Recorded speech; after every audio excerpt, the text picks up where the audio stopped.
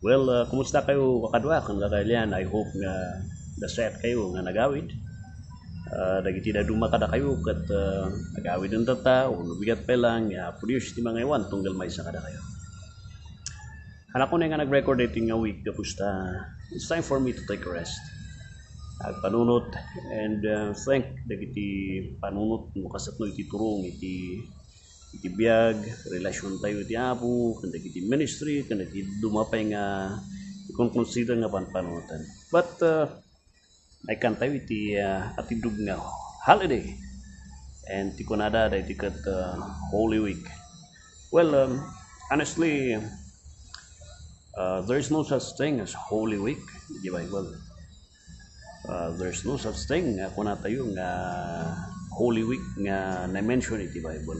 Well, anya tikat nga so technically, the word nga Holy Week, awan iti word nga Holy Week. In all the days, may salang itinayaban nga aldaw nga nasantuan. And that is the Sabbath day. The Lord called it holy. Kuna na ijay Exodus chapter 20 verse 10 to 11. Exodus chapter 20 verse 10 to 11. Kuna na ijay, but the seventh day is the Sabbath to Yahweh your God. You shall not do any work, and so on. Then the verse 11, for in the 6 days Yahweh made heaven and earth, the sea, and all that is in them, rested the seventh day before. Therefore Yahweh blessed the Sabbath day and made it holy. So that is the only mention nga iti may sangal daw kat it was called holy. Magapu iti Dios. But the mention iti Holy Week, there's no such thing as Holy Week. May matpay di ko na siguro nga the Passion Week. Ayan. Kat nasawan mo passion sa aldaw nga lagi pantayo iti maududing aldaw ni Kristo iti panangatay na gana di panag-ungan na di Kristo Kalbaryo. So the Passion Week ni Kristo Jesus. Di panagsagaban ni Kristo Jesus. Tapno mangita iti panakaisalakan kan mangidatar iti perfecto nga daton nga umanay nga mangisalakan karagiti tao. Tata, I think that's better and that's proper.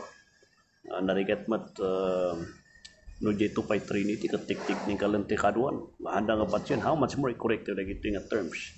Simple terms but we need to correct or else unfair tayo. Iti pa nang assess tayo iti na dumang doctrinal issues nga may salang word ya agbarbali nga big issues. So the best lata dito kat I call it not the Holy Week but the Passion Week. The Passion Week. Iti week nga sa iti may nga week nga panag nga saritaan kan mapaligipan tayo iti naramin ni Kristo Jesus ti krus ti Kalbaryo. Well, the Bible called there's only one holy day and that is Saturday, but there's no such thing as Holy Week. So it's another nangayon lang di jay awan ti basis na. Namanan ako nga ibagbagang hanak mamati ti content na.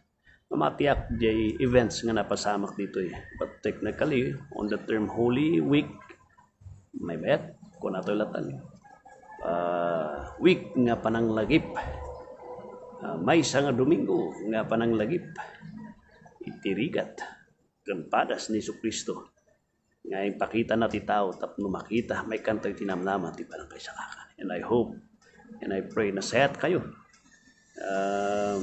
for almost 4 or 5 years at dagiti 4 years diretsong record tayo tatalang anak nag-record may pangrepeting a week kapusta. It's time for me to take a break also, and it's nice to have a break dating Passion Week and take time panunot magmuni-muni nga kanan tin Tagalog and panunutan iti sumaruno ay kakasta iti trabaho. So I hope nasayat kayo. And apodis ti mga iwan kada kayo iti panag awid yu kan panang kadwayo iti pamilya yu kan panagbakasyon yu kada. God bless you.